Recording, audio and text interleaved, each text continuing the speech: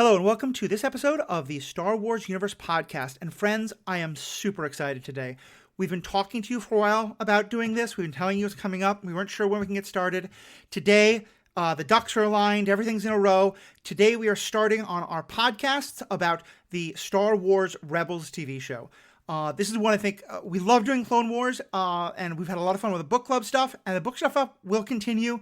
New shows come out. We'll continue talking about those. But we're going to start watching what is, I think, one of my, if not my favorite Star Wars property, Star Wars Rebels. And I'm doing that just like I did with Clone Wars with Sarah and Riki Hayashi. And we'll have all of that after this commercial break we have no control over.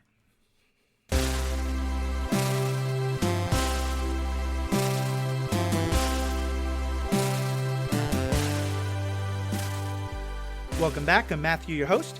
Riki and Sarah, we are finally here. We're talking Rebels. How y'all feeling? This is the best Star Wars TV show, bar none. That's my... Yeah. I'm just going to open this with this hot take. Better than The Mandalorian. It's better than Clone Wars. Oof. I don't know what else is coming, but it's going to be better than those. Okay. I have to say my hopes for the Ahsoka show and for the Cassius show, Andor, are both through the absolute roof. But I think that's a strong position, and I can't necessarily argue it. Yeah, I also love this TV show so much. Before we started watching it, a friend mentioned that he's like, oh, the first season's kind of rough, but it gets really good.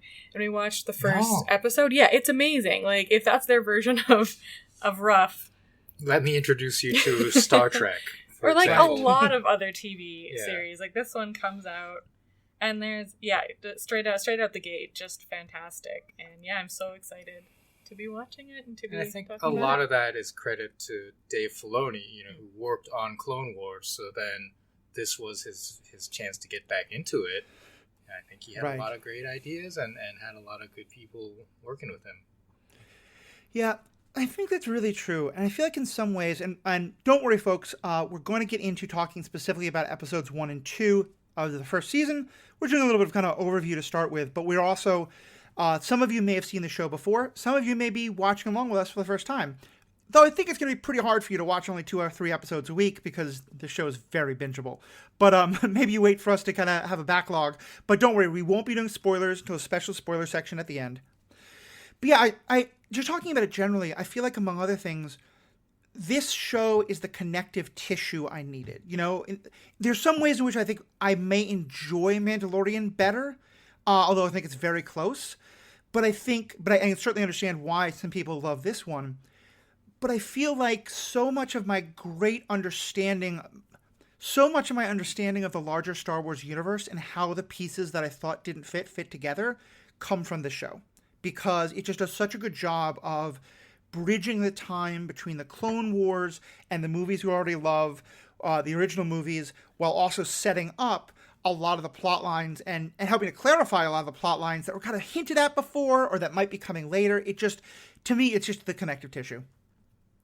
Yeah, it's really great to take a look at that sort of aftermath of what happened after Order 66, basically. I know we're not immediate aftermath. We're is it 5 years, 10 years? It's 14 or 15. Oh, all right. Yeah. But still, relatively recent. And to just see, and I absolutely love that these are all, or at least were all, original characters to this franchise. So we don't have any baggage, I guess, going in. It's just sort of placing these characters in this world. We know a lot of the context for what's going on in the background, but we really get to explore them and their reactions to what's going on. Yeah. I think that's a wonderful point because I've said, and I think we've talked all about this, that one of the problems with the prequels is, there's never actually any tension in the Clone Wars TV show that Anakin or Obi-Wan or Yoda are going to die or Mace Windu because we know they all make it to the third movie and probably far beyond. With it's very much like Rogue One in that we know the general direction the story's going, and we know that because these characters don't show up in the original movies, their place in the universe has to sort of come to some sort of understanding of why they wouldn't. But, you can't have one of them becoming the head of the Rebel Alliance. It's not making sense. But other than that, it's just so much more wide open in a way that I really appreciate. But I think that also ties back to, the original trilogy. The main characters, Luke, Leia, and Han, are central characters, but they are also still not the leadership. Mon Mothma is the de facto leader of the rebellion. Admiral Akbar is the military leader. So the main characters of our story are still, not necessarily the biggest critical pieces of this political puzzle. Yeah, it sticks with the very Star Wars theme of like outsiders, one special plucked from obscurity, and goes along on that adventure with them, which is it's great. It's a great return to form, I think. Yeah, and that's a great point, Riki. I hadn't thought of before, because my first reaction was going to be, but wait a minute, in the postquels, Leia is the head of the Resistance in the rebellion. But then I remembered, like, oh, but she's not really a main character anymore by then. So I think it really does hold true what you're talking about. And certainly in those movies, there are conflicts with the rebel leadership comes up once or twice. So let's get into these particular episodes themselves. What were your kind of general thoughts on these first 2 episodes? Just absolute bangers. From the get-go. Things I want to bring up that will be a commonality, I think, throughout the series. But the music is just like straight up John Williams, right? I guess maybe it's like adaptations or something, right? But it is all of the themes that you recognize from the Star Wars movies. The Imperial March theme. You get like some aspects of the Luke Sunset Force theme in here. And those are used, again, like as often they are in Star Wars, as an additional character to give you that commonality of feeling, right? Like when the Empire's on the screen, you hear the Imperial March. And then, you know these are the bad guys. I was thinking that, in the Clone Wars, by the end, characters like Darth Maul or the Night Sisters could certainly invoke somewhat of a feeling of dread. But as we talked before about, like, the droids were so laughable, ridiculous, and most of the things, you could get them, but I never really had a sense of, like, sinisterness, intimidation. This opening on Vader, and by the way, a much better Vader than we get in the third prequel, although we only get that Vader for like 10 seconds, but still. No. Yeah, exactly. It just, there was such a sense of menace, and when the Star Destroyers pull in, overhead, like, I know what that's like in a way that I just never connected to with Clone Wars. And again, that, like, tries to invoke the original A New Hope opening where the blockade runner goes through the screen and then the Star Destroyer is, like, 10 times as large. Right. And so this opens with a shot of, I believe, like, 3 Star Destroyers from below. 2 of them flying in one direction and 1 in the other. So it's, like, 3 triangles, like, converging. And it's just so beautiful, right? Like, for an animated series, I think we don't often talk about the beauty of the shots per se, but I thought this was a beautiful shot to open on. Yeah. The animation in Rebels, especially at the beginning, isn't fantastic, but it's not a big deal because the story's so good, and it gets a lot better as the series progresses, and presumably more money is being funneled towards it. I think there's a technological maybe deficiency, or like, I mean, this is 2014, but yeah. And like, I agree with the shots being set up beautifully, and even like the little details of just using the wipes to change shots, change locations, is tying it back to the Star Wars franchise as a whole. Yeah, I think there's like the paint job on Sabine's Mandalorian armor, is just so perfect. There's just all these little details that I think evoke the world so well.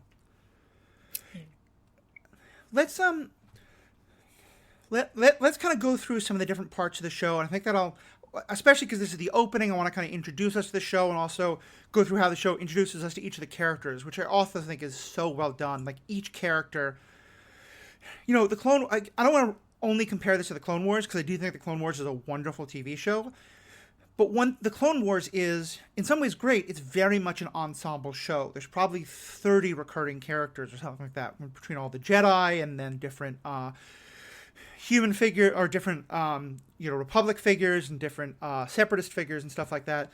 This is a much smaller cast, and the found family aspect of it. They specifically named that at one point. Sabine talks about how this is her family, is just one of the things I really love. For those of you, either just as a refresher or if you watched the show many years ago but just want to remember, let's do a quick plot summary. And I will do this one first, and Riki and Sarah, we can kind of all just, switch off doing these as we go on. So it's a 2-part arc, and we'll just do it all as one. And the main plot points are, this is all happening on a planet called Lothal, I'm sorry, where, among other things, this kid named Ezra lives. And Ezra is kind of introduced to us as a street rat.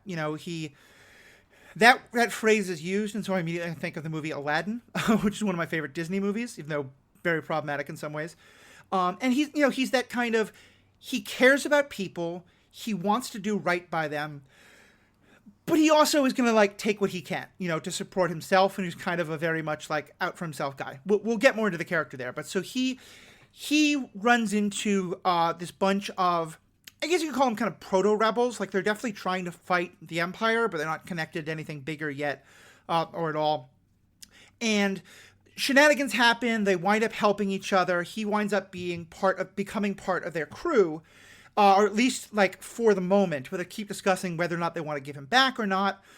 And they eventually realize that they want to try and go on this mission to let me back up a second. And what he comes to realize is that the caper that they all got connected through was stealing these crates. And Ezra wanted to steal one for himself. He thought they were just stealing them for themselves, but he comes to realize that they were actually stealing them as food to be able to go to this place called Tarkin Town, which is where a lot of exiles and homeless and people who have been shunned by the Empire specifically have all go. And it's very much kind of a, run down, not enough food, total suffering kind of area. And so Ezra has kind of a moment of maybe, are these people more selfless than I thought? Can he be more selfless? And then he finds out that the next thing they want to do is go rescue these slave Wookiees who are being taken to Kessel to work in the Kessel mines as slaves. And he kind of gets dragged along on the mission. He doesn't really want to take part at first, but he's going to help out a little bit. It turns out that the people on the mission get into a lot of trouble, and Hera, who's one of the people on the ship, has to really talk him into helping out. He decides to help out, and then as things go, he winds up getting caught. It's a pretty hopeless situation, but one of the other people on the ship, Zeb, has kind of a moment where he could try to save him, and probably a futile effort, but he's just sorry kid, you did well. Once the crew finds out, though, that he was actually left behind, Zeb isn't entirely forthcoming about that at first. They go back, they rescue him. There's shenanigans on both sides, and we get introduced to a lot of figures on the Empire side as well, which we'll get to. And eventually our heroes wind up rescuing all the Wookiees, delivering them safely to Kessel, and getting away from the Empire while having done some major damage to Imperial ships and Imperial facilities.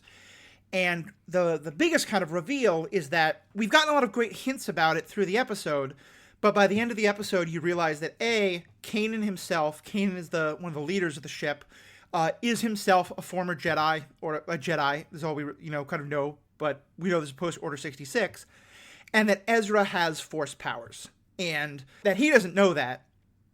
He might know he has something, but we don't really know much beyond that. And to some extent, we don't know exactly when they decided this, but to some extent, they were kind of testing him, both because to make sure that he was Force powerful, but also to make sure he was worthy and could do the selfless thing, the right thing. And it ends with him kind of agreeing to become part of their crew and to let Kanan train him. What did I miss? So, one of the main Imperial baddies that we get introduced to is Agent Callus. Right. He's not Agent. Is he Agent? Yeah. Yeah, and we're going to go through each of the characters. We're going to go through each of the characters one by one. Yeah, but the initial attempting to free the Wookiees turns out to be a trap set by Callus. Oh, It's a trap. Yeah, to get Ezra specifically, right? Not Ezra specifically. To get, I think it's to get these crew. rebels. Yeah. Yeah. Because he ends up with Ezra and uses him as bait to try and lure Right. the rest of the rebels to Right. the ship that they're on. And yeah, I think you said delivered them to Kessel when I think you maybe meant from Kessel. But yeah. I think the Wookiees are being taken to Castle. Yes, but they save them. They collect them. Oh yeah, and they take them away space. from Castle. Yeah. Yeah, exactly. Yeah. And I think it's great because I think let's talk about kind of the main themes that are kind of being introduced. We somewhat talked about it, but like the way these episodes do that. Because one of the things I think that they do a great job of, especially with Callus, is there isn't a rebellion at this point. There isn't any major group, but he gives this wonderful speech about how his job is to extinguish the very first spark that could later become a rebellion. Which I don't know if this was intentional, but then later in post-crawl movies, they talk about, like, we are the spark that will light the fire that will start the rebellion again, or whatever it is, and so I just thought it's very interesting language that they use, but that becomes kind of I think that's kind of one of the main themes of the story here, is that the Empire is still very much in control, there's no rebellion, but people like Agent Callus are already thinking there could be resistance at some point, and we have to snuff it out immediately. Yeah, I mean, the episode is called Spark of Rebellion, right. Which I think, really leans into that theme. I think you call them proto-rebels, which I think is also a good terminology. Yeah. Yeah, Agent Callus is, like, from the Imperial Security Bureau, so I think, his job, like you said, is snuffing out... The ISB, I think the initials were... taken to directly reference, like, the KGB.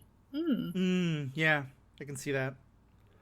But they are like not only kind of the security force, but they're kind of like internal affairs as well. Like, they monitor Imperials as well as look out for rebels. Right.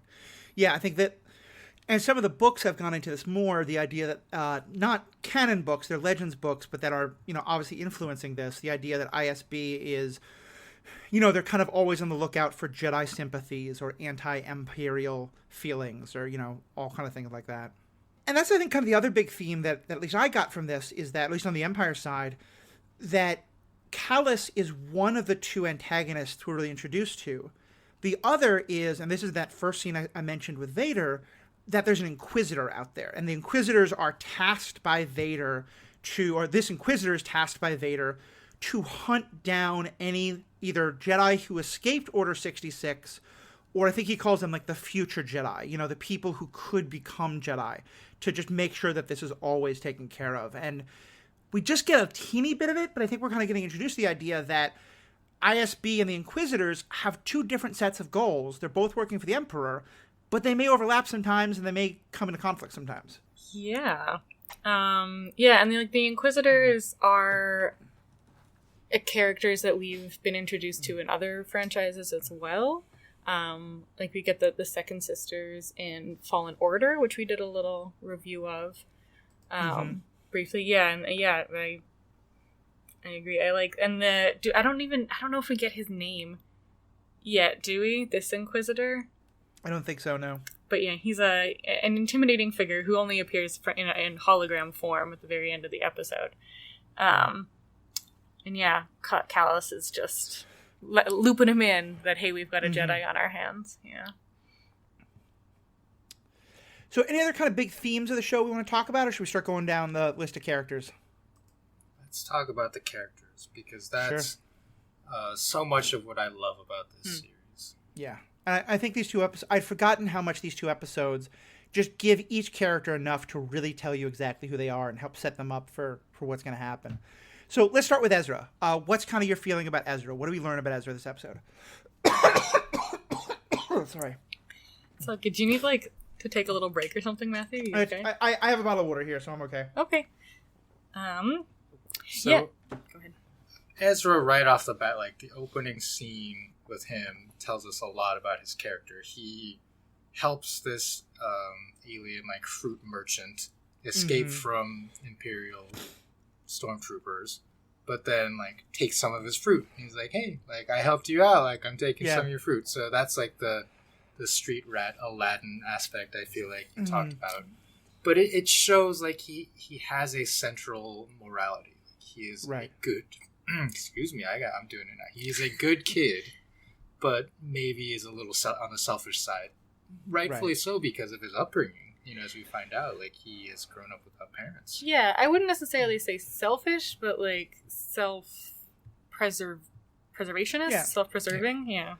I mean, I kind of feel like this guy has a whole barrel full of fruit, and he was probably about to go die before Ezra rescued him. He was certainly going to get arrested and by the Empire, which isn't good for anybody.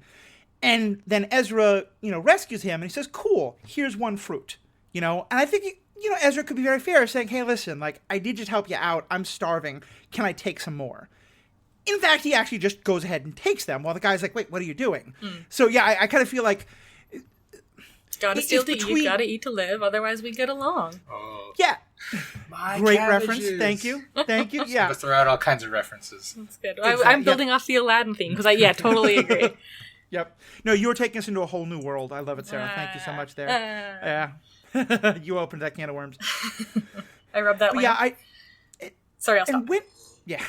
All right. No longer the Disney podcast. Oh. Yeah, so I just think, for me, it's kind of halfway in between selfless and selfish. I feel like he has a point there, but also he's out for himself. And I really appreciate that it isn't just they go to the planet, he sees that the crew is being selfless and helping these people, and he has a change of heart and everything's better. He is still... He agrees with their methods, but he just thinks they're crazy because he thinks they're going to get killed, and he just doesn't want to die, which is understandable. And this is a point in time where I feel like in his character they really show that the idea of fighting the Empire is so literally unimaginable that people aren't even considering it. Totally, yeah. Yeah, like, he picks at the sides of the Empire, but would never consider fighting them. Yeah, or taking them down. That's just, like, crazy talk. Yeah.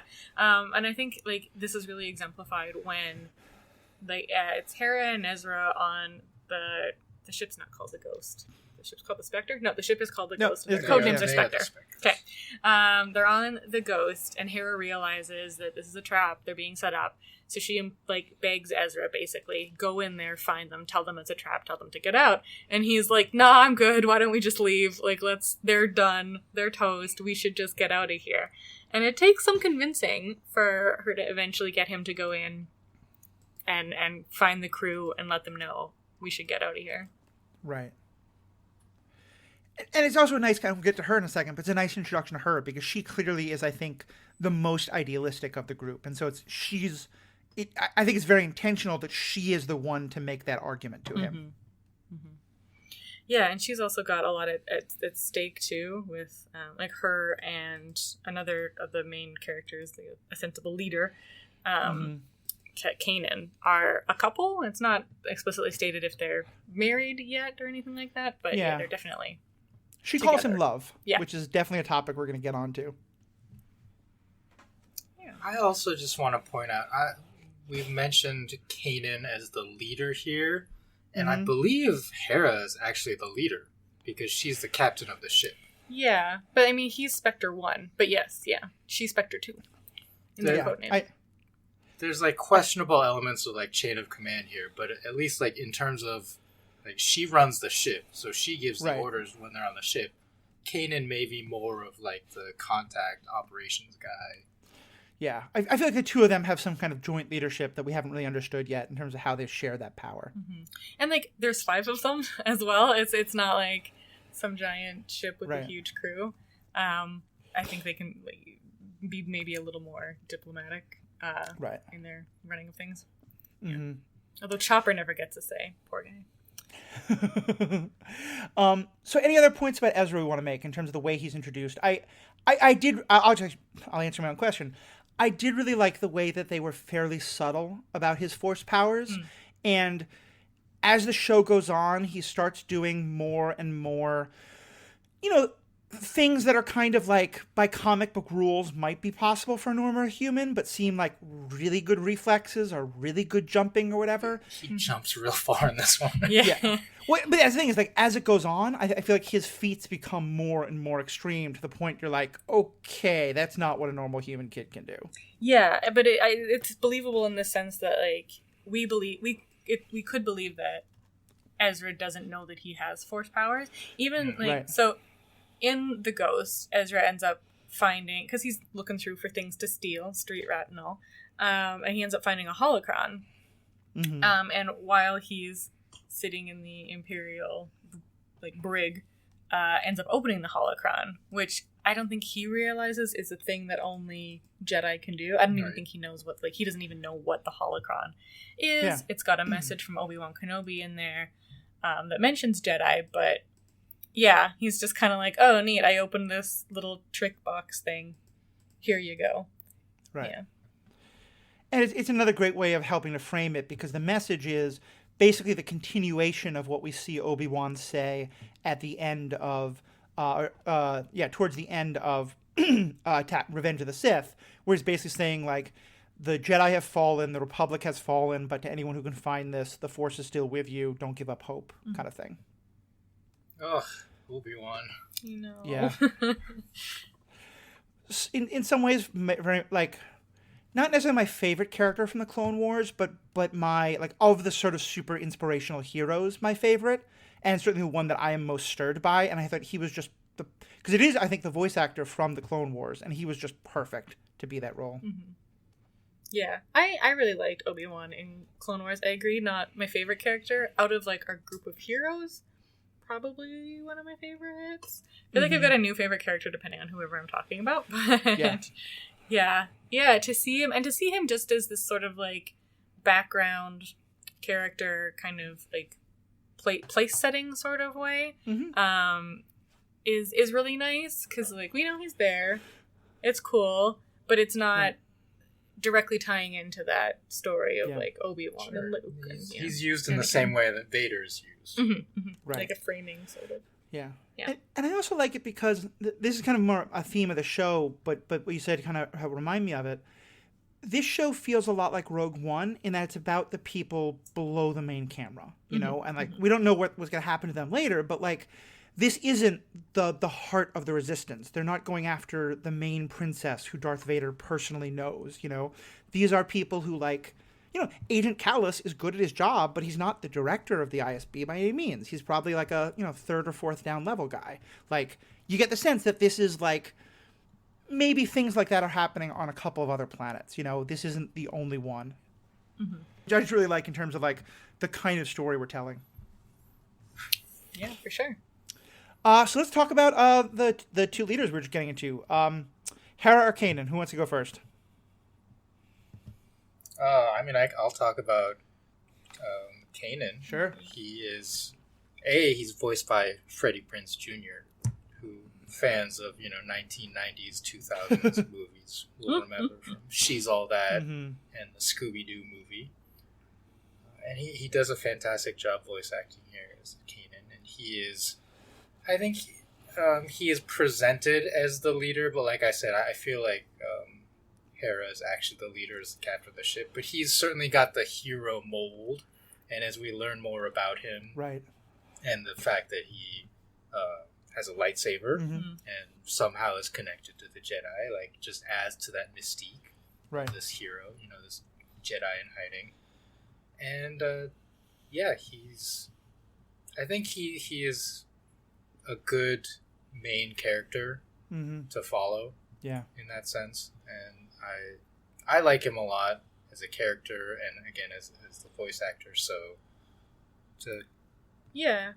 And I think that these two episodes really set him up as that sort of leader type, hero type, and that he is, leading the operations for folks, making sure that the people in his crew are taken care of or doing their jobs correctly. Isn't a jerk about it, but is still really firm in his order giving, no nonsense taking kind of attitude. Yeah, and definitely is being set up that he's going to be a really great mentor for Ezra. Yeah, and I really like the character as well. And I think I was honestly, and maybe I should have picked up on this earlier, the first time I saw it, I was somewhat surprised to find out he was a Jedi as well. I at one point thought that maybe it was Hera's lightsaber that Ezra finds early. In part because, and I think this is very intentional and I love it, he does so many things that we have been told Jedi aren't supposed to do. You know, first of all, like, he calls somebody love, and it's pretty clear, I think, even just that quick moment, like, that's not a, like, you're my best friend, I love everybody kind of a thing. What's the whole point of the prequels? Is that Anakin was not supposed to be in love with someone. He has emotion at a lot of different times. He acts in emotional ways. He doesn't seem to be, you know, the calm, serene idea of what a Jedi is supposed to be. And this might be a small thing, but I the first time I saw it made me kind of go back and research, and I was correct. He fires a blaster early on in the movie and many times. Luke never fires a blaster at someone throughout the entire show. I'm sorry, no, he does a couple times in the first movie, and then in Return of the Jedi, he grabs a blaster, but then it's like thrown up into the air. But, you know, Obi-Wan tells him, like, lightsabers are better. They're not as clumsy and random as a blaster. Obi-Wan talks about how he hates blasters in the... it says Obi-Wan both times. I guess that fits. But, you know, you can even put aside the blaster thing. To me, I think they very intentionally were showing him doing things that Jedi aren't supposed to be doing. And so it just sets me up in this kind of place of, like, so does that mean he's not going to be a good Jedi because he didn't learn? Or is it part of... you know, the theme of the Clone Wars that the three of us talked about so much, about the problems with the Jedi Code? Like, it introduces so much promise with that character of directions they could go. Yeah, and I think it's a nice introduction, too, because we are pretty far removed from the fall of the Jedi. Right. And so it's this sort of idea of the Jedi after the Jedi Order. Right. And, you know, they're no longer following this sort of strict monk-like rule of the Jedi that the Jedi Order has set down. So he's, to call him a Jedi might be a bit much. Callus does when he, like, whips out the lightsaber as this big distraction tactic to make sure that they save all the Wookiees. Callus says, like, fire at the Jedi. But maybe just, like, Force-sensitive, former Jedi. We learn more about his past and how he exactly came to be this way. But doesn't he say to Ezra at the very end, "I'm a Jedi, and you are very Force sensitive, and you could be as well," or something like that? I thought he says to Ezra that I am a Jedi. Yeah, I think he does self-identify as a Jedi. But then, like, what Jedi means in this post-Jedi world is, kind of up for debate, I think. Yeah, I think that's a great point, because that's kind of the whole thing is any light side use... We know from the Clone Wars that you can be a dark side using Force user and not be a Sith. So it seems to make sense that you could be a light side using Force user but not be a Jedi. But, and, like, can you be a Jedi if you're claiming it, but there's no order around you, you know? Luke kind of was. He was the last Jedi. He claimed to be a Jedi. But, I think there's so much in that question that I think we get to explore. I hope we get to explore. Well, in this era, so I don't think it matters as much whether someone was actually in the Jedi Order or what they call themselves. Right. What Kanan says is, you know, I'm gonna give up the secret now, and he pulls out his lightsaber, because in this world, in this post-Order 66 world, anyone who is carrying a lightsaber is deemed a Jedi, and the Empire is gonna crack down on you. Right. So. And like the skills he displays, I think, are full-on Jedi skills. Yeah. Like he's able to deflect blaster and like dodge that. blaster bullets. Yeah. But I do think it's interesting the way that he carries his lightsaber is in two pieces, two separate pieces, so that I guess it doesn't look like a lightsaber until he puts them together, because he kind of just like wears the hilt on his hip and then like has the other part. Yeah, it's definitely like, as you mentioned from his blaster use, it's not his like go-to weapon, probably as this like keeping it on the DL situation. But and not even like he doesn't even keep it on him at all times. Ezra ends up finding it in the Ghost and stealing it at the end. And it's I was just gonna say, like, we do hear, kind of going back to that holocron message from Obi-Wan, like, part of what he says, in addition to, like, trust in the Force, is, like, not, like, the age of the Jedi is over, don't gather at the Force temples anymore, like, we're past that. So I think really pushing this idea of a new era for Jedi, a new hope, perhaps. Yeah, I think that's a really good way to see it, and my memory is, and part of this is I forget the name of it. I'll make sure to find it and so I can mention it next time. There's a great prequel novel that was written after this, but it takes place. It's basically the novel about where Hera and Kanan meet each other for the first time. And it doesn't really have any spoilers for what comes later, so I think it's fine to talk about here. And one of the things it talks about is that Kanan has moments where he instinctually wants to use the Force to protect himself or to protect others, and has to kind of fight the urge to do that. And I don't remember if they specifically say this about the lightsaber, but the kind of sense I got of that is that maybe he also has the lightsaber in two parts, because then he can't sort of like, if something startles him, his immediate instinct to grab his lightsaber and turn it on isn't going to work. You know, that he has to actually give it some thought. Yeah, for sure.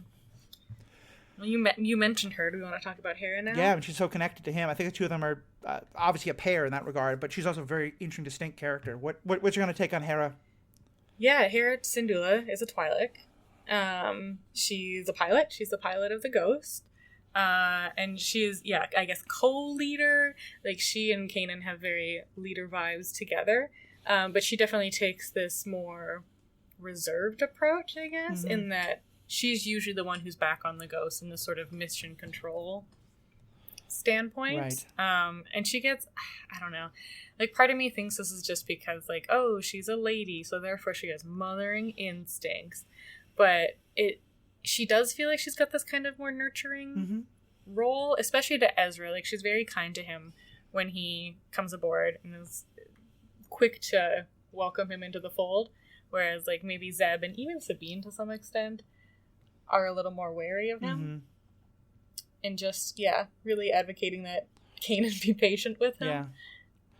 Yeah. I definitely think it's possible to see her as the mother type, and, like, the problems with that as, like, one of the only two women characters at this point.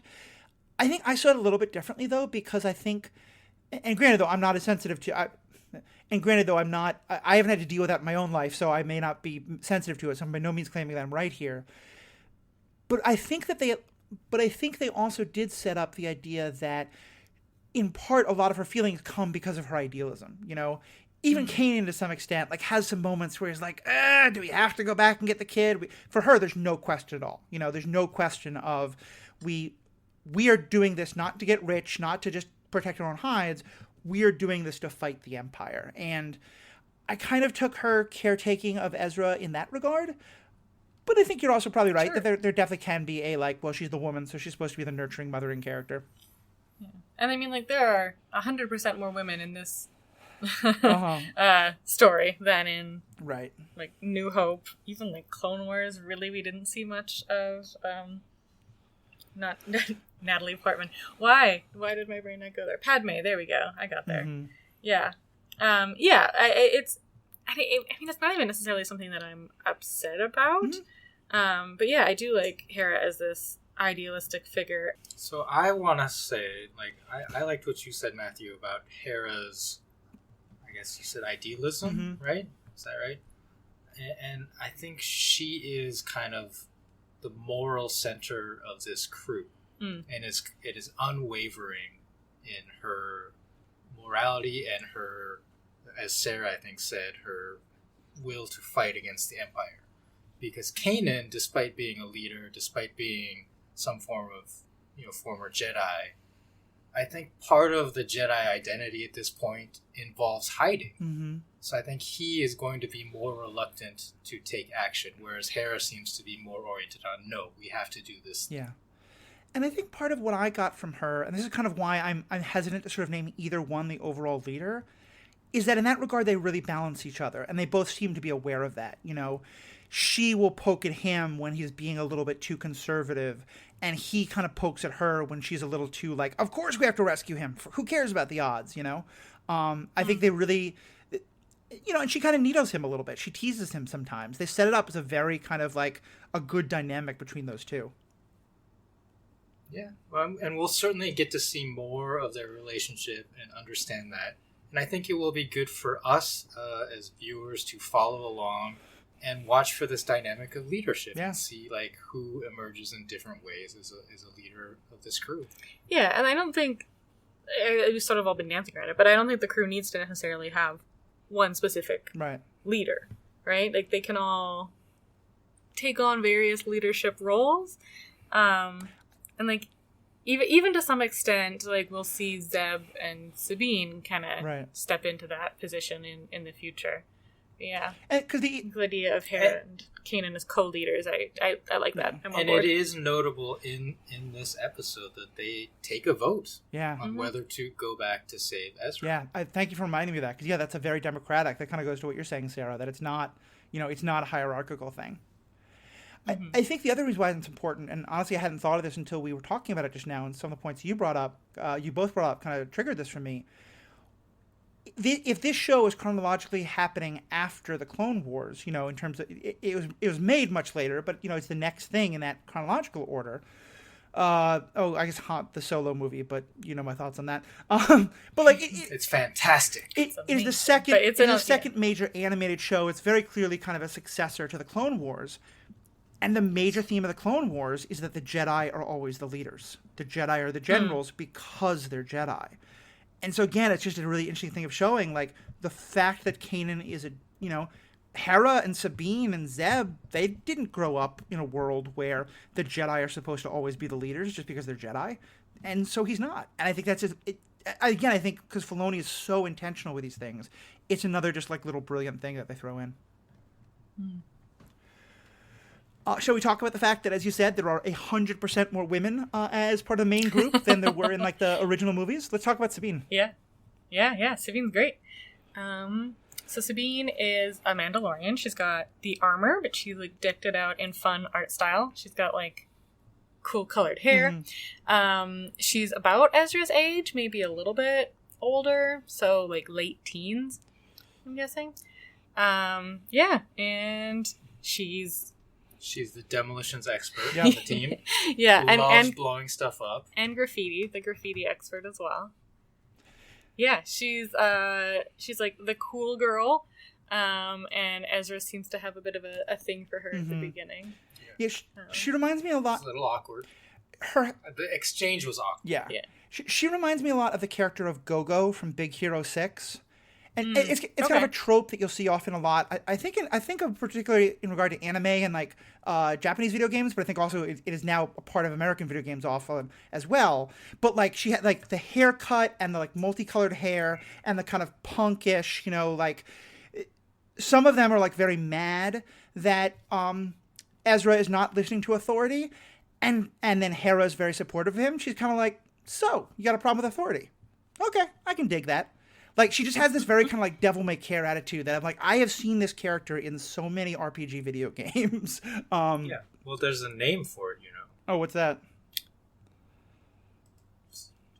I don't know. You're looking at me like I know. I don't. So it's called Manic Pixie Dream Girl. Oh. I don't think she's Manic Pixie Dream Girl. She's, like, more badass than that. Yeah, I think she visually looks like that, in terms of like the multicolored hair and the armor and the punk, the graffiti and stuff. Whether she becomes that, we'll see. Yeah, and I think what you're saying is like usually the archetype for that, because it's like a high school drama or whatever, like they're not going to be in combat. Well, so that adds a different level to it. Not even necessarily in combat, but for me, like Manic Pixie Dream Girl is also a bit flighty. Whereas, like, Sabine seems very sure of herself. Yeah. Well, she's going to do, like, a bunch of backflips and kick your butt. Yeah. No, you're right. I think it is kind of an evolution of it. Sure, yeah. She'd be the Manic Panic Dream Girl. Because she's got, like, the Manic Panic hair, the crazy hair dye. Yeah, that's better. But also, if you look at, look up a picture of Gogo from Big Hero 6, the hairstyle is so similar. Or even, who's in Resident Evil, the woman who works for Umbrella? I haven't seen that one. Alice? Yeah, Alice. The same haircut. The, like, bob. The slight angular bob. Yeah.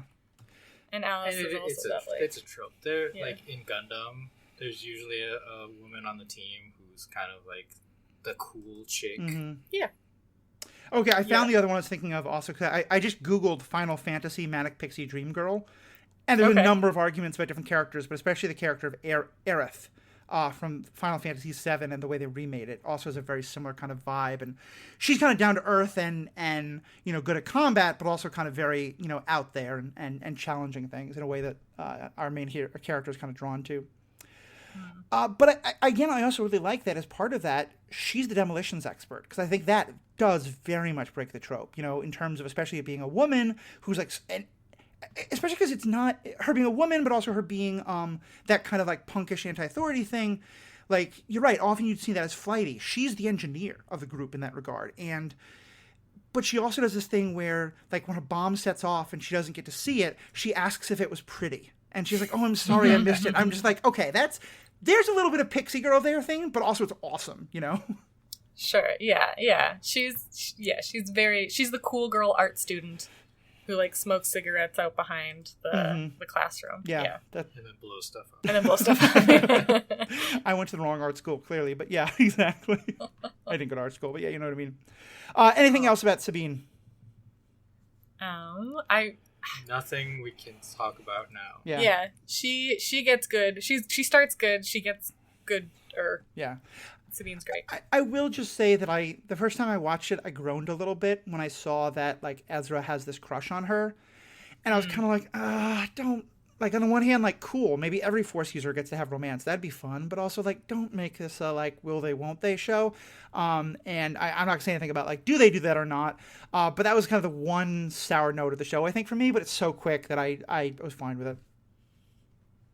Yeah.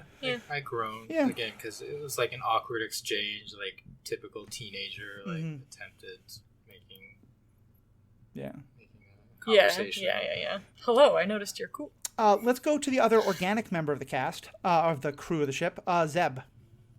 Yeah. Carabas! Zeb Aurelius. Yeah. He is the muscle. Mm-hmm. Yeah. And we learn this in the next episode, but it's not really a spoiler. His species is Lasat. Right.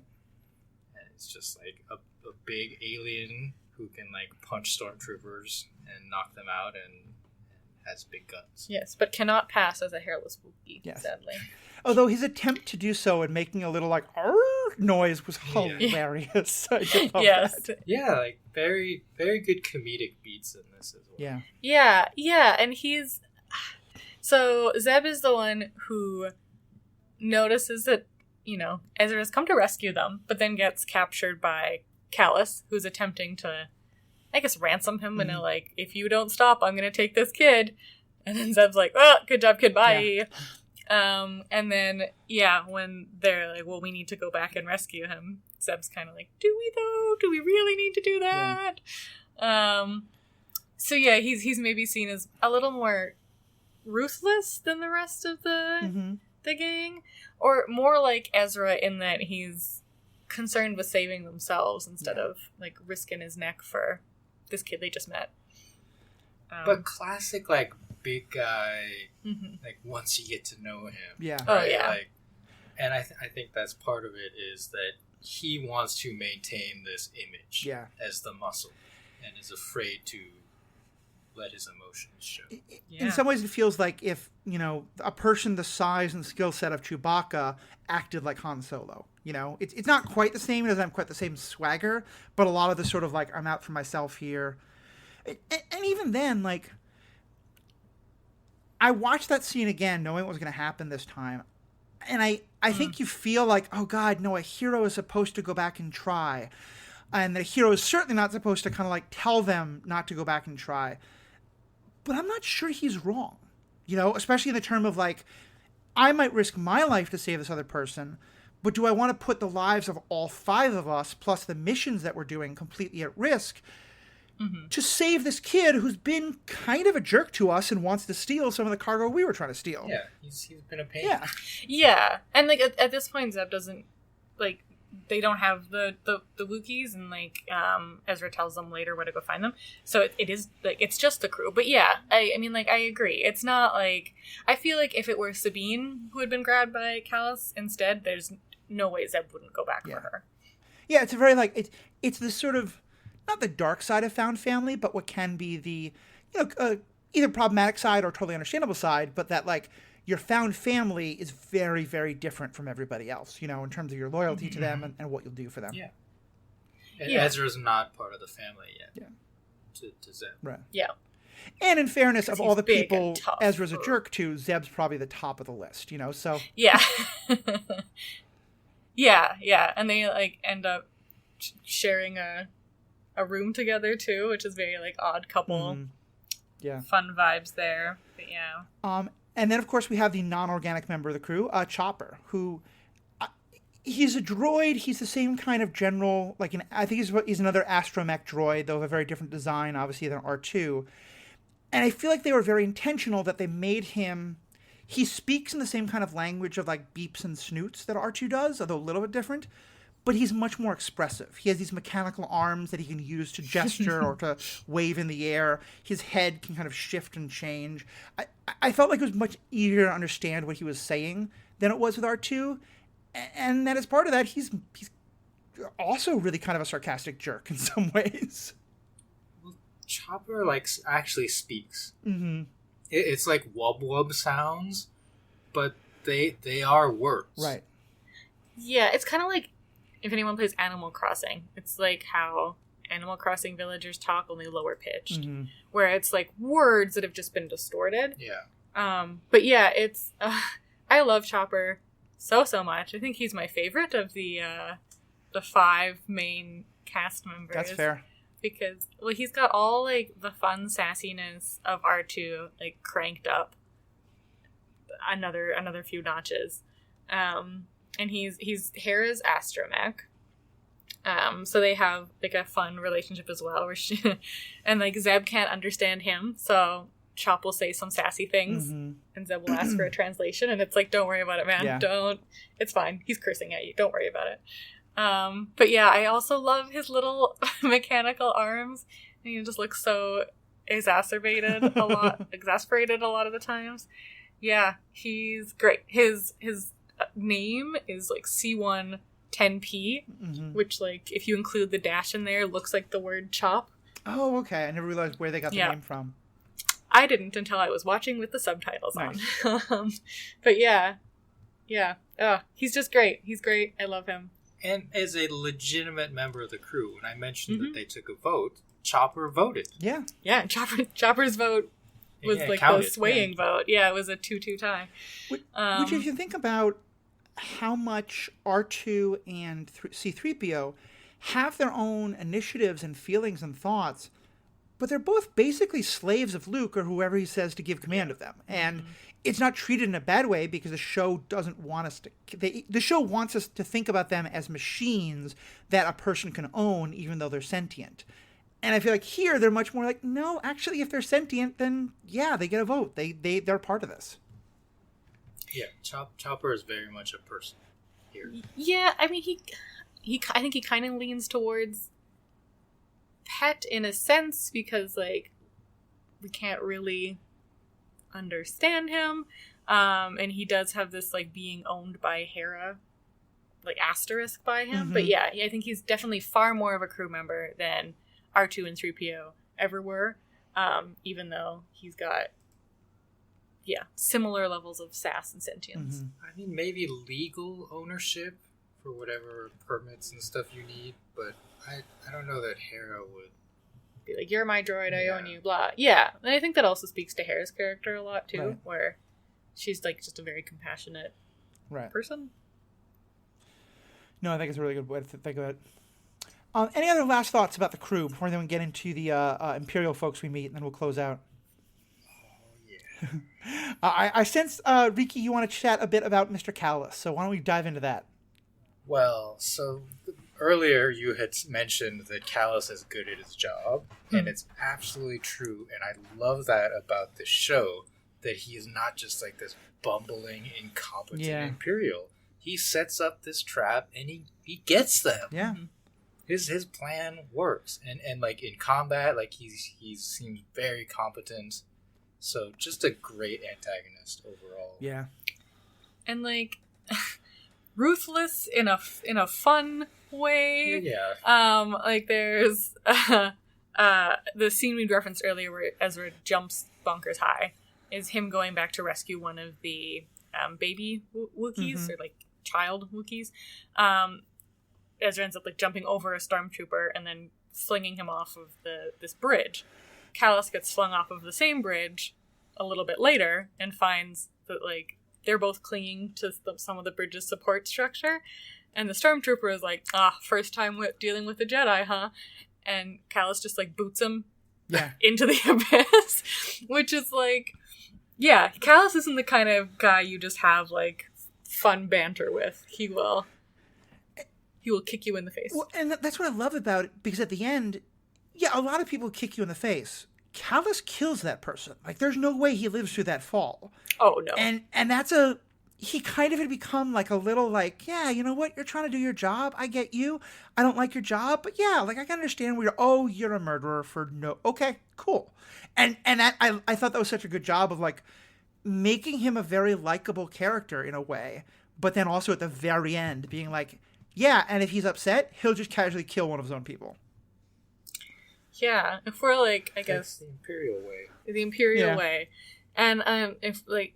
I know we said no more Disney references other than Star Wars. I never but, mean that. There's like I guess Peter Pan. As like when Captain Hook just like shoots a guy because he doesn't like that he's singing. Yeah. To show that like he's fun. Like Captain Hook is a fun, kind of flamboyant, silly character at times, but he did just straight up murder a dude. Yeah. And I think we're doing a similar thing with Callus here, where like. He's fun, he's like kind of conniving, he's good at his job. So you kind of want to like him, but then he just straight up murders a guy. Kind of reminding us like, no, he's bad. Yeah. I was pretty, he had seemed but in a fun way. Yeah. Yeah. he seemed a little bit sympathetic to Ezra even at one point. And like that might be fake, but I did get a sense he was a little like, okay, you're a kid, you're caught up in this. I'm going to ruthlessly use you, but I can see where you're coming from. He also, I think, has, at least in these 2 episodes, the greatest plot armor that we've seen so far from a lot of Star Wars things. Like, there's 2 times where, like, I thought he was dead. One is, like, I think he falls a great ways.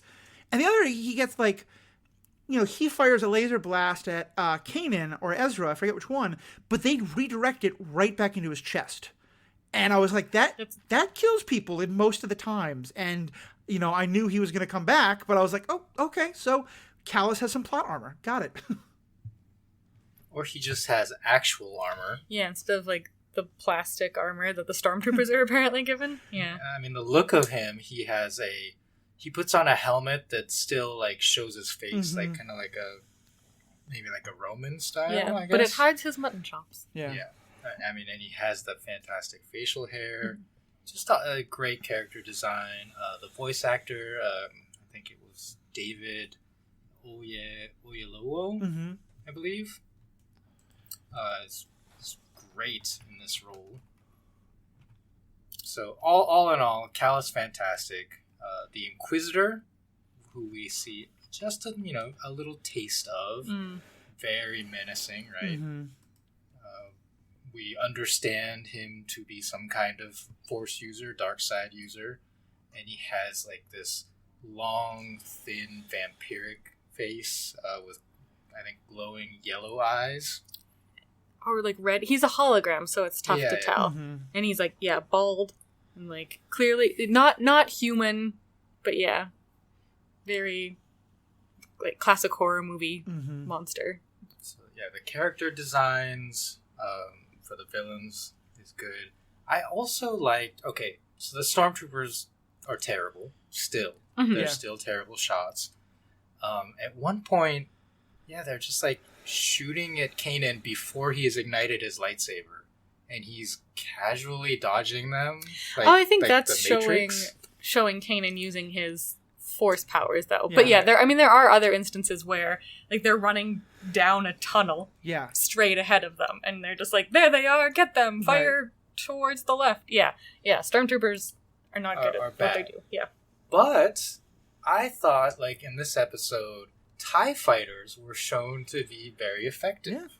I mean, the TIE fighters wipe out a lot of X-Wings at the Battle of Yavin. Like, they're not terrible. But especially, like, in terms of, like, as actual fighters, not in a space battle, but in a ground battle against humanoids with blasters, like, they're terrifying. Yeah. In a way, I think, like, TIE fighters have not been in a lot of other Star Wars media. And then we also get a cool proto AT-ST walker. Oh, yeah, that's right. A slightly different design. the chicken walkers. Yeah, that's not in this. This is in episode 3. Huh? Is it? Oh. Yeah, it is. Oh, I apologize. Never mind. that's a spoiler that I'll allow to keep in. I think no, they're like standing around. Are That's they? what I Okay. yeah. All right. Yeah. All right. I just want to also, let me ask you two this, as we're kind of starting to move away from the character stuff and just some last plot things before we wrap up. When do you think Hera and Kanan realized that this Ezra kid might be Force sensitive and wanted to test him? Because they kind of make vague references to it from fairly early on. Do you think they were already aware of Ezra when they did this like robbery? Is it just that the way Ezra behaved during the robbery and getaway and his incredible reflexes made them start to think about it, and that's why they set up some tests for him? When do you think that started? I think it was during the robbery and during the getaway specifically, where they're like, Yeah. I was trying to watch for like, did he use any kind of Force abilities, and I didn't see anything. But yeah, like the way he handles the speeder bike, Right. I think maybe tipped it off to Kanan. and then when he lifts the holocron, I think they're like, okay, he was drawn to that for some reason. What? And you're like, yeah. And there they specifically talk about passing the test. My sense was that they kind of set him up. You know, they wanted him to find the lightsaber or the holocron or something like that. Or like at least didn't stop him from Right. finding it, right? Yeah. Like we know from other movies in the franchise that like these like Force sensitive objects or like Force adjacent objects do tend to lure in Force sensitive people. Right. Yeah, Rey had the same experience with the lightsaber that called to her. Mm-hmm. Yep. That makes sense. Any other kind of last things you want to talk about before we do close out and then get into the spoiler section? I have one or two, but I want to let you all go first. I have like one minor gripe, Sure. which is the animation of the Wookiees is so bad. Yeah. They're like Lego characters with stickers on them. But I think as a like this 2-part episode, I think it aired as like a movie, sort of one go, probably as a pilot situation. So yeah, like I said before, I don't think they're dumping a huge amount of money into the animation budget, and it definitely gets better later, Right. or you get used to it and it's not as objectionable. But yeah, that was my one like Yeah. yuck to the rest of this yum. That's fair. I will say also in terms of the budget, I hadn't realized who the actor was who's the voice of Kalis till you pointed out. David Oyelowo. I'm probably horrible. I think it's David Oyelowo. He had been a major actor. Like he had been in The Butler and had been nominated for a number of Best Supporting Actor awards, not the Oscars, but a number of other groups. He had a 10-year acting career. So that also tells me that, like, and I think some of the other voices we get here are voices I recognize. They weren't just getting the day rate, cheapest voice actor they could find. They were willing to put some real money into the casting of this. Well, they do a good job of, like you said, bringing in quality actors like David and Freddie Prinze Jr. and also layering in the former voice actors from the Clone Wars products. So it's just a fantastic mixing. Right. Just to give, it happened later, but he's also the actor who played Martin Luther King in the movie Selma. That's, I think, probably the thing he's most known for. Yeah, I think the only thing I was going to mention is there's a scene where Kallus tells the stormtroopers to search him and then detain him, talking about Ezra. And they search his bag and then walk right out, and immediately I forget what it was, but he clearly has something that he hid. And I was like, that's... The holocron. The holocron, yeah. I was like, that was a very bad job of searching him, guys. Yeah, stormtroopers are terrible. Yeah. Bad at their job. But they're like, stormtroopers are bad at their job in a way that is not nearly as annoying as the droids being bad at their jobs. Well, the little like Roger guys. Yeah.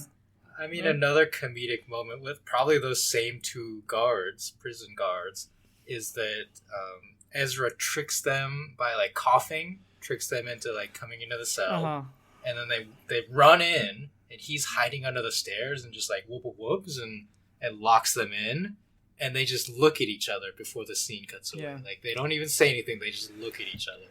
It's perfect, perfect comedy. And it's like they're for me believably awful, in that we know that there's this sort of just like hasty folks who are maybe like hard up for money, not trained very well. viewed as disposable by the Empire, just given this very cheap armor, given training, right? I mean, and just I don't know. That was one of the things that the Bad Batch established, is that part of why they wanted to move away from clones is that regular conscripts were much cheaper. But at the same time, stormtroopers are supposed to be the elite. And like the infantry ground troops as depicted in the movie Solo are just like the cannon fodder. Yeah. So they should be better, but they're not, and it's fun. I mean... Yeah, I think, like... Go ahead, Matthew. We will... I was just going to say, like, Just a quick thing. You go ahead, you go. We will later have, in the movie A New Hope, which only takes place 5 years later or so, Obi-Wan says, those blasts couldn't have been from the Sand People, only Imperial stormtroopers are so precise. In one of the statements that is the most like tell don't show of the entire series, because it's completely wrong. But they at least are trying to say that stormtroopers are supposed to be good shots. Yeah, and I think that's the problem that we've come across, right? Is like stormtroopers were initially supposed to be this elite guard, best of the best, cream of the crop, but over the countless movies, books, graphic novels, etc., video games that we've had, they're not. So I think now, at this point in the Star Wars franchises, we're sort of playing into that, or the writers are sort of playing into that idea of, like, they're maybe not so great. Yeah. I mean, there's a scene in Mandalorian that I think openly mocks that, where they are doing, like, having a fun competition to shoot, like, a can, and they both miss from, like, 10 feet away. Mm-hmm. Yeah. One thing I love about stormtroopers, I don't know if I've mentioned it on this podcast, so I'm going to say it here, is that whenever a group of stormtroopers comes across the heroes, they always shout something like, there they are, blast them, before starting to shoot, giving the heroes a chance to like turn around and shoot first, or like jump to the side. It happens over and over, and it's just like part of their incompetence. It's like, you come across the heroes, their backs are turned to you, just shoot them. Yeah. I think we did. I don't know if you and I just talked about this, or we talked about it on the podcast, or I was talking about it on one that you weren't on.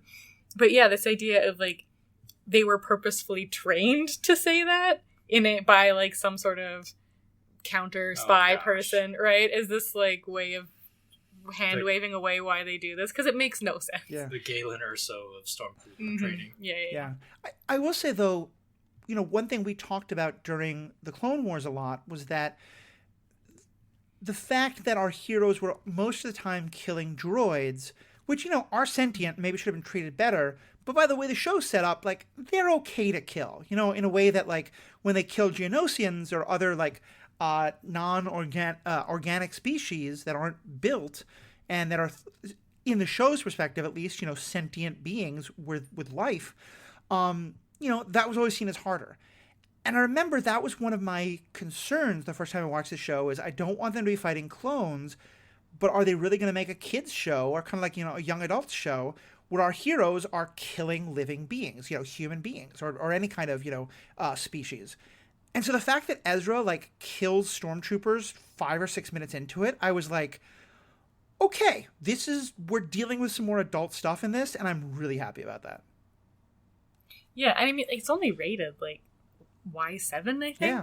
Like, it's not... it's ostensibly a children's show. But yeah, I think, like, you do have that like, desensitization of the stormtroopers never not wearing their helmets. Right? So they do kind of come off as robotic in a way, in that they all look the same. They all have that faceless armor. Right. And they're very, like, replaceable, right? Like, every stormtrooper looks like every other stormtrooper. Right. And does just a good a job at shooting. Yeah. I mean, it's a very fascist, the death of the individual in favor of the state kind of a thing. Mm-hmm. Well, I think that's about all I had to say about the episode before we go into spoilers. Anything else from either of you two? Nope. Cool. Yeah, just spoilers. And for those, this has been a long episode. We're going to try and keep most of the episodes shorter than this, but, these shows just have so much... This one especially, we had so much to talk about because there's so much to say.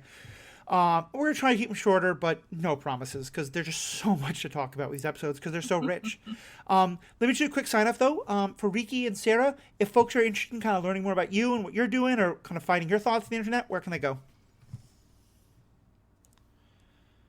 You can find me on Twitter at WikipediaGo. And I am on Instagram where you can see all of my art endeavors. Yes. Sarah Hayashi art. They're pretty incredible. I'm not an artist at all, but I've been very impressed with some of the stuff you posted. So definitely check that out. Of course, this podcast is part of the Stranded Panda Podcast Network. Go to strandedpanda.com. You'll find all those podcasts there. And you can also go to you can also go to theethicalpanda.com and find all the specific projects I'm directly connected to. I've talked about it a few times already. I'm not going to repeat it, but we are doing the review contest right now. If you go to strandedpanda.com and then click on the button for review contest, you'll find out how you can win an Oculus 2 or a Nintendo Switch just by writing some 5-star reviews for this or any other show on the Stranded Panda Network. So to everybody who is signing off now, thank you so much for being a part of this. We're literally looking forward, and let us know what you think. Contact us at any of the ways, The Ethical Panda, Twitter, Facebook, @gmail.com, contact form on the website. Let us know what you think. Are you super excited to be diving into Rebels? Have you never seen it before? Would love to hear what you have to say. So please do that. We'd love some feedback. And for everybody who's going to stick around with the spoiler section, we'll get into that in 1 second. And for everybody else, thank you so much for being a part of it. Have a good day. And now we'll go into spoilers in 3, 2, 1. Ezra and Sabine never get together, and I was so happy about that. Yeah, but some people who do get together and have their first meeting happens in this episode, and oh my goodness. That's your spoiler, Matthew? Not Kanan is Caleb Doom from the Bad Batch? Oh, I mean, yeah, there's so many others like that, and that's true for sure. But because we talked about that one moment, I'd forgotten how much that moment had worried me, and the fact that it never happens just was like, oh, yes. Yeah, and I do Sabine really grows into her badass girl persona. And she and Ezra end up having more of a brother-sister relationship, which I think plays into this found family that's being set up here in the beginning. Right. Especially because with both Sabine and Hera, and a little bit with Zeb, but especially with those two, the times at which their efforts with their found family and their connections to their to their biological families with whom they have strained relationships, those are some of my favorite episodes. And with both of them, we really get to explore that in some great ways. Yeah, so we got to see a little bit of Hera's past in this latest Clone Wars offering, The Bad Batch, which we did some reviews for. And then it turns out the Syndulas of the planet's not called Twi'lek. It's Ryla. Ryla. Thank you. Her dad's the de facto leader. Yeah. Not the prime minister. He's the freedom fighter. Yeah. He's the leader of their resistance. Yeah, but then doesn't the prime minister ends up losing and elected to him because he's popular? Yeah. More popular with the people. He winds up having. They have a senator. Yeah, he winds up having a major role in politics. I don't remember exactly what it is, but he's kind of gone respectable, but not entirely. Okay. Yeah, but the senator is still Orn Freetop. Right. Yeah. Who's then they set up Cham as assassinating. Yeah. And I realized I shouldn't have cut you off before, Sarah. I forgot where everything falls in the timeline because Bad Batch happens before this, so that's not a spoiler for it at all. So yeah, thank you for bringing that up, and I shouldn't have cut you off there. Well, it's kind of weird because if you're watching things chronologically when they came out, right? If you haven't. Because Bad Batch comes out after Rebels, so I think those episodes of Bad Batch assume that you've seen Rebels and that you know. Because when we do get to the Hera returning to her home planet and interacting with her dad and all that stuff, it is quite a because I think we should play it in a way that if you are watching Rebels through from the beginning, you don't know these things. Yeah, I think it's a better way to do it. Yeah. Yeah. Because the way they play it on this show is that it is a surprise that she is the daughter of Cham Syndulla. Yeah. And if you've made it this far, you're obviously interested in spoilers, but if you have any opinions on what we should do regarding the spoiler section, write us, let us know, please and thank you. And just to kind of circle back also, Sarah, when you talk about the couple that has their first meeting here, I believe you're talking about Zeb and Agent Kallus? My gosh, what a story that must be for their children. Oh boy. Oh! Remember when you tried to kill me multiple times and you abducted my friend? We told you there were spoilers and you're still listening. Yeah. So it's your fault. Oh, yeah. I just, like... Because, like, their arc is one of my favorite. It really is. Possibly in all Star Wars. Just... Yeah, I mean, because also it's one of the very few examples of a homosexual relationship that we have in Star Wars. It's an actually good villain redemption. Yeah. In my opinion. And there's some people who claim that, like, it is, to be very clear, they never kiss on screen. They never, like, hold hand. They never officially say these two are romantically into each other and are now connected. But by the end, they're doing a lot of things. Like, Zeb brings Kalis home to meet his family, for God's sakes. You know, like, they're pretty clearly... It's kind of like a Legend of Korra situation where I don't know if it's because they wouldn't allow them to or they shouldn't want to. They don't explicitly put it on screen, but they go pretty damn close to it. I'd say it's more explicit than Legend of Korra. Because granted, I was on severe painkillers because it was right after my surgery when we watched Legend of Korra, but I had to be, like, told about the, like, relationship in Legend of Korra. Whereas this, I just was like, yeah, that's 100% what happened. Yeah. And, like, the writers say that that's what they think happened, but again, like, because of wanting to sell shows to China, I guess. Yeah. I'm not entirely sure the reason. But yeah, it's never explicitly stated, but it's heavily implied. Yeah. The other really interesting thing about that, I think, is that I'm watching this now knowing that eventually we find out that Kalis is actually a spy and is helping the rebels, and, you know, then eventually he's outed as a spy and he joins the rebels. And clearly I think we're supposed to think that at this point in time he doesn't feel that way yet, you know? Mm-hmm. And I'm going to be very curious to try to watch for signs of when do we... Because to this day, I don't know if the writers knew from, you know, day one that he was eventually going to be that, or if they wrote him as a really bad villain for a while, like a really well-written villain, but a pretty terrible person, and then decided, well, but what if he changes sides? And I remember this time I was very surprised to watch he just flat out kill a person for no reason except that he's a little bothered. Because I was like, oh, that's the guy who becomes our hero, one of our heroes lately. That's a real journey he goes on. Yeah. I think if they did have this all planned out from the beginning, wow. Because this is he's full on bad guy, and yeah, I think it's probably in the cave with Zeb after that encounter that he decides to become a spy. But again, I'm also gonna be watching for it.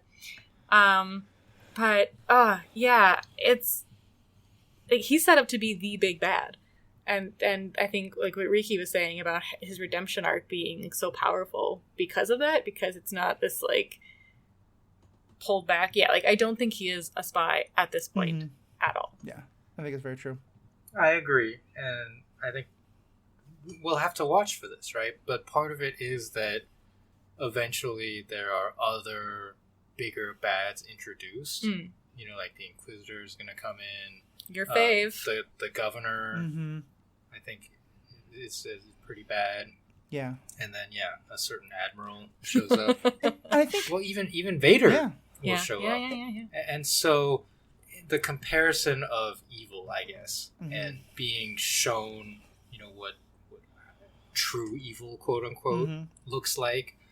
I hope we do see that moment where he kind of watches someone do something and has a shocked face. Yeah, and like you mentioned earlier, Matthew, Kalis is just kind of a low-level baddie in the grand scheme of the entirety of the Empire. Yeah, we're not seeing the start of the rebellion. We're seeing one little group of people causing one little bit of problems, And I think it's mostly the fact that there are Jedi present, or at least Force users, that catches the attention of, the Inquisitor and then eventually other people. The other thing I was going to say, Riki, because I'm glad you kind of mentioned that we're going to get all these different Imperial folks. Part of what I really like about this show is they really they flesh out the Empire in a lot of ways. In the original movies, I think intentionally, I don't think this is bad. I think it helps. They're presented as, the like you said, the stormtroopers are all faceless. The TIE fighter pilots are all faceless, and the people who have faces, like the Imperial military, are all just like, straight up mustache twirling, 100% bad guys. Maybe not Admiral Piet, in Empire, but like most of them, especially in A New Hope, are just the worst of the worst. And they might debate about the Force, but they're all just unquestioningly loyal to the Empire and to the Emperor. I really like that in this we get to see, Callus is almost more of a... He strikes me almost like more of a Javert type. It's not that he is super loyal to the Emperor himself or the Empire itself. He's just loyal to law and order, and he thinks rebellions are bad. And with a governor, we'll meet someone who's just out for herself, and some of these other figures mentioned. Everybody has their own agenda, and I just feel like that we needed the Empire to be fairly one note in the original movies, but I love that we really flesh it out here. Yeah. Yeah, Callus is very good at his job, and like, I think for some of the like face characters on like the Death Star and stuff like that, you could make the argument that they're just like doing their jobs. But yeah, the Callus is good at his job, but also knows he's a baddie, I guess, in this way that like Javert is doing it for this greater good of like law and order, right. And yeah, I agree. It's never explicitly spelled out, but I also feel like him being ISB is important, because what you were saying, Matthew, like most of those characters are in the military, right? Which ISB is kind of part of the military, but not directly. And so I think there's probably some kind of distinction there, which Callus has a bit more personal agency, right? Is able to act on his own accord. And then maybe he sees a little more stuff about like what actually happens at the street level with how the Empire treats people. Right. And I think there's a way you could see that, and I don't know this, but like Callus to me comes off as like late 30s, maybe early 40s. He's a person who has, he's not old, but he's had some experience, some lived experience. And that means that, this is only 15 years after the fall of the Republic, and to most people's perspectives, the Republic didn't fall, it changed. And so a lot of the military officers under the Republic just became Imperial officers. And a lot of the, like, to me, what was the name of that guy who was kind of very blustering and ridiculous, but kind of wonderful, who was investigating things on behalf of the police in Coruscant? Oh, gosh. Yeah, I know exactly who you're talking about. Yeah, like...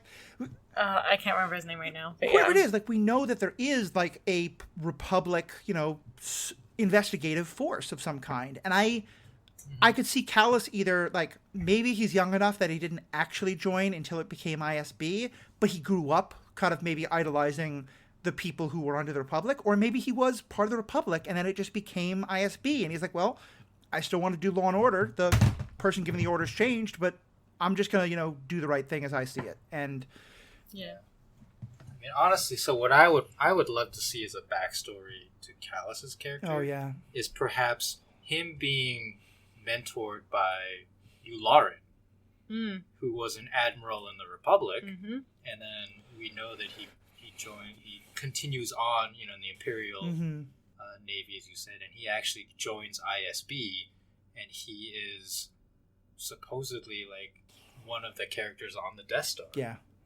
Yeah, it's this kind of like banality of evil thing, right? Where you go from this one ostensibly quote unquote good government to the bad government, but the people on the inside, like, they're just changing their business cards and like the plaques on the door, right? But that could be a way in which you establish that he was well trained by an expert, but also perhaps was given some lessons in morality that stuck with him, because like. The Yularen we saw was, a good person. Right. And the way that character might develop in the Empire is, like, he has to keep doing this job, but find small ways to help people. Well, especially because... Right, like, that's a way we could believe that happening. Especially because I think the Clone Wars, the prequel movies being, I think, very bad. Other people disagree, and that's fine. But I don't think they do a good job of selling the idea that Palpatine can... I don't think they do a good job of convincing the audience that Palpatine convinces everybody in the Republic, like, that this is happening, because it seems so obvious, this guy is like, we're now declaring the Galactic Empire, like, especially because it's referencing things in our own world. We're like, okay, clearly he's a fake. I've been recently reading the Republic Commando books, though, which were written before the Clone Wars TV show, but about a lot of the similar themes.